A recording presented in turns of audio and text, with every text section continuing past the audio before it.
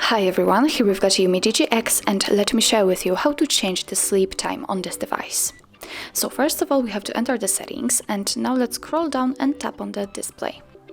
Here under the wallpaper we've got the sleep option, so let's tap on it, and here we've got some options to choose from. We can set either 15 or 30 seconds, or 1, 2, 5, 10 or 30 minutes. Now we've got 30 minutes applied, and you can say it because this option is marked. And in order to change it, you have to tap on the time you'd like to use. So let me pick, for example, 5 minutes. Let me tap on it. And as you can see, it immediately changes right here. It is also visible here. So it means that from now on, after 5 minutes of inactivity, this device will black out.